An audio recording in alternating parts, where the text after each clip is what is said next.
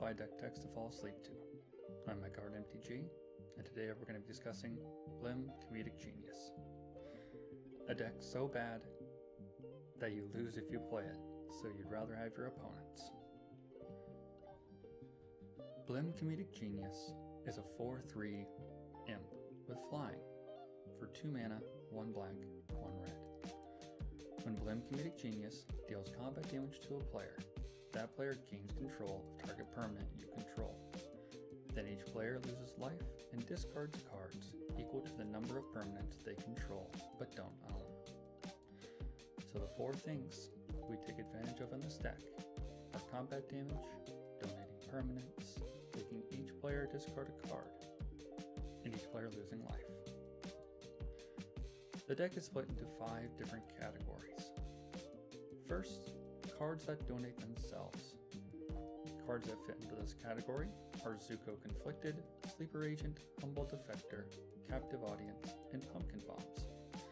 Cards that, like Zuko says here, exile and then return to the battlefield under an opponent's control. This allows us to give our permanents to other opponents, so whenever we attack with Blim, we're able to make them discard cards and lose life. We need cards that allow us to gift. These cards include Bazaar Trader, Harmless Offering, Fateful Handoff, and Allure of the Unknown. Bazaar Trader taps, and target player gains control of target artifact, creature, or land we control. And again, whenever we attack with Blim, we're able to make them discard cards and lose life. One card that does extremely well in this deck is Allure of the Unknown. We reveal 6 cards from our library. An opponent exiles a non-land card from them, and you put the rest into your hand.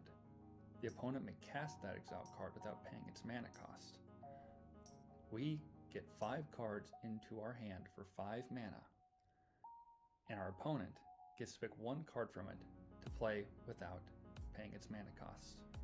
Well, all of the cards in our deck are very bad cards to play. Thus, this card allows us to get 5 cards into our hand for free. In best case scenario, our opponent would even cast one of our cards that we control, or one of our cards that we own. That way, whenever we attack with Blim, we can make them lose life or discard cards. Or even better, if they want to play one of our really, really bad gifts, they can deal with these side effects of casting our bad cards.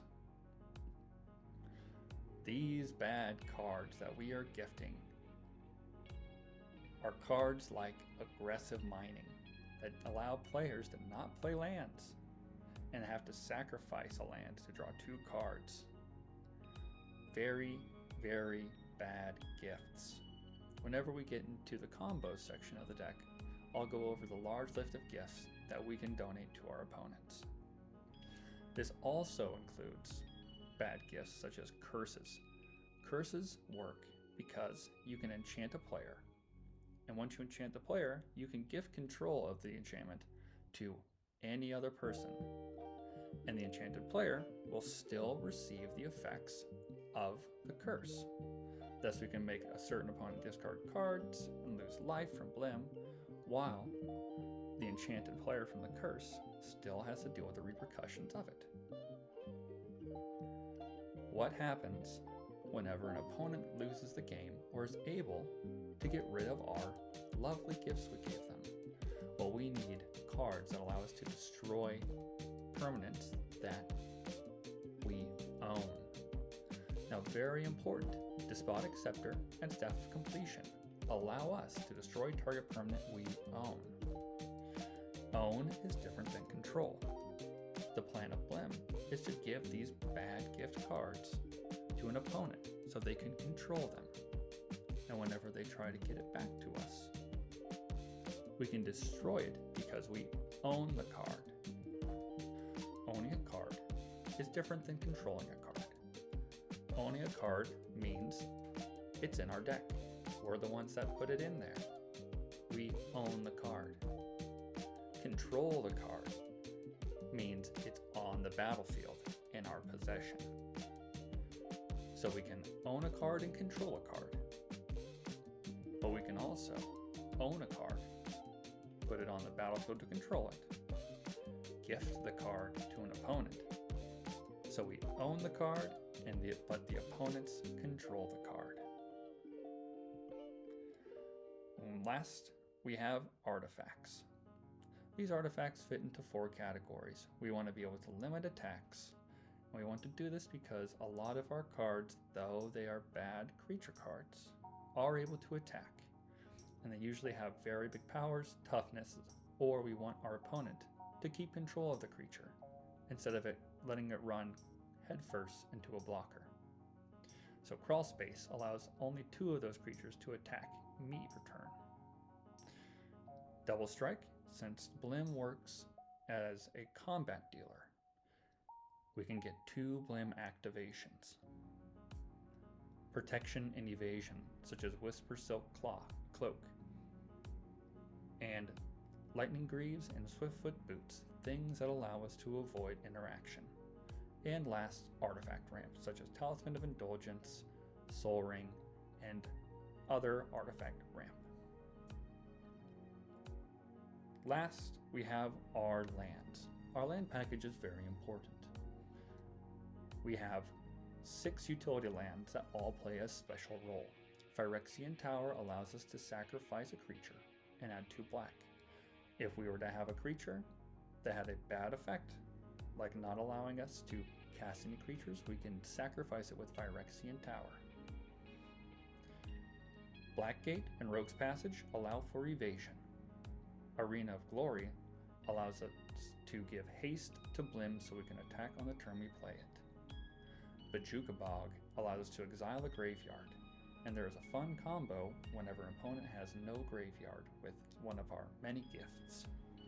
And Homeward Pass allows us to take back all cards that we own, which allows us to move around our gifts.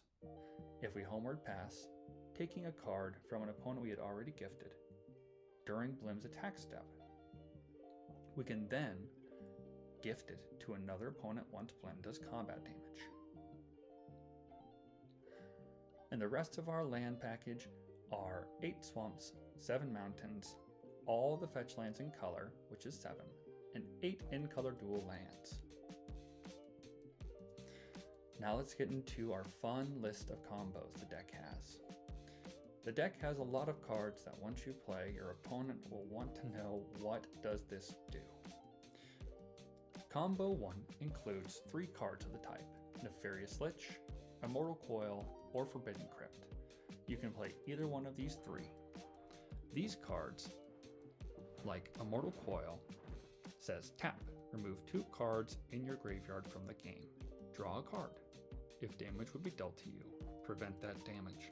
Remove a card in your graveyard from the game. For each 1 damage prevented this way. When there are no cards in your graveyard, you lose the game. So the plan with these combos, since Forbidden Crypt and Nefarious Lich are very similar, are to gift these 3 cards, or one of these 3 cards, to your opponent with Blim Comedic Genius or Harmless Offering. Then, exile their graveyard with Bajuka Bog, Boggart Trawler, or Rakdos Charm. They have no graveyard, Immortal Coil is on the field, in their possession, they lose the game. A very important thing to make note of here. Once an opponent loses the game, all cards that your opponents control but you own come back into your possession on the battlefield. So make sure you have cards in your own graveyard or a way to destroy one of these enchantments before or after it returns back to you, or have the ability to gift it back right away. Combo number 2, Demonic Pact and a gift. Demonic Pact allows you to deal 4 damage to any target you target and you gain 4 life. Target opponent discards 2 cards, draw 2 cards, and opponent or you lose the game. and these all occur at the beginning of your upkeep. So the idea is gain all the benefit from the card. Then, once you reach the only option left being you lose the game, gift it to an opponent, so they will lose the game. Combo number 3. Nefarious Lich, a gift card, and destroy target permanent you own. Nefarious Lich has special text. If you would be dealt damage, remove that many cards in your graveyard from the game instead. If you can't, you lose the game. If you would gain life, draw that many cards instead. In this combo, this last ability is the one that makes it work. When Nefarious Lich leaves play, you lose the game. So you gift Nefarious Lich to an opponent using Blim or Harmless Offering, then using Staff of Completion or Despotic Scepter. Since you own the permanent, but do not control it, you can destroy it while it's under the opponent's control, making them lose the game. Combo number 4. Archfiend of the Dross, a donate card, and Heartless Act. Archfiend of the Dross is a 6/6 Phyrexian demon for 2 colorless and 2 black. It has flying, and Archfiend of the Dross enters the battlefield with 4 oil counters on it. At the beginning of your upkeep, remove an oil counter from Archfiend of the Dross. Then, if it has no oil counters on it, you lose the game. Whenever a creature an opponent controls dies, its controller loses 2 life. The game plan: play Archfiend of the Dross. Allow it to lose some counters. Or not. Then, donate it using a Bazaar Trader, Fateful Handoff, Blim Comedic Genius, or Harmless Offering. Then, once it's under an opponent's control, use Heartless Act to remove up to 3 counters from target creature. If Archfiend of the Dross has 4 counters on it, by the time you gift it to an opponent, and you Heartless Act before their upkeep, once the upkeep starts on their turn, they'll remove an oil counter, Archfiend of the Dross will have no counters on it, and they will lose the game.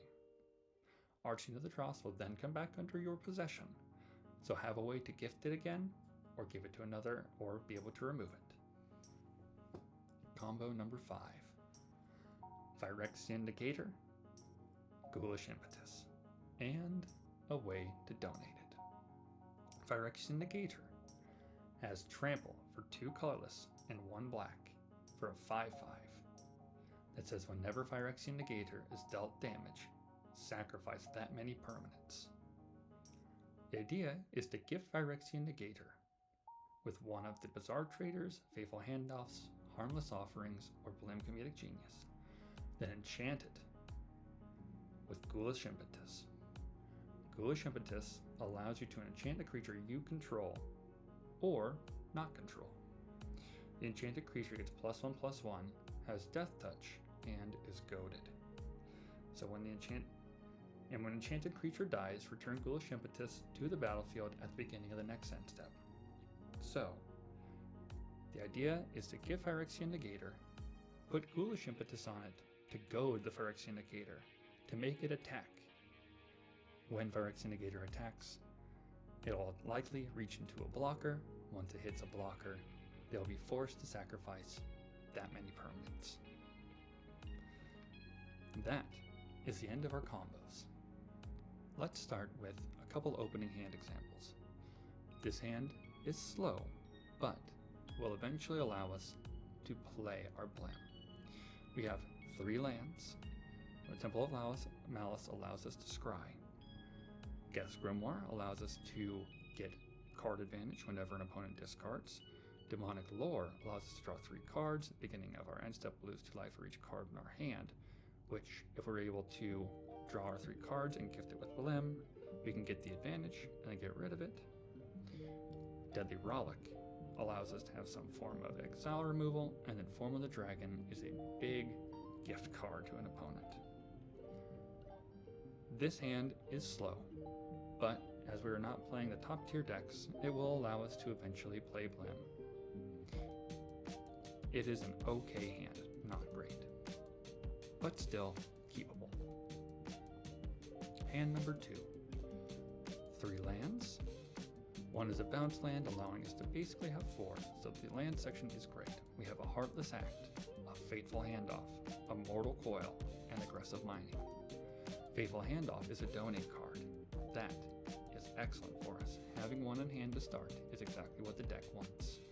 A Mortal Coil is one of our win cons. If we can give an Immortal Coil to an opponent who has no glands or no cards in their graveyard, then we can win the game or get that opponent out on the spot. Aggressive Mining is another great card to gift off. All of these are at 4 mana, so it will take a little bit of time to get there, but we have the lands in hand to be able to do it. And last, we have Heartless Act in hand, allowing us to have some form of removal, or if we were to get Archfiend of the Dross, another card that allows us to kill our opponent. This is a great opening hand. Now with that being said, that's the end of our video. There are plenty of updates that can be done. This is a very low tier deck. It's fun. It is a very fun deck to play. Very silly, and sometimes it will make you the enemy at the table if you play it too much. But the first time you play it, hopefully everyone gets a little bit of a giggle out of it. I've created the full deck on Moxfield and put the link in the description. Give it a perusing over and let me know what you think. What are some improvements that can be made? What are some non-improvements that can be made? How can we make this deck worse to play so it can win more against our opponents? Let me know what you think. Leave a comment. I respond to those. Please, if you get the chance and you enjoy the content, like and subscribe. I'll keep making video content for you, and it'd be awesome to watch the number go up. So with that being said, thank you for watching. My name's MechaHeartMTG, and I will talk to you later. Peace out.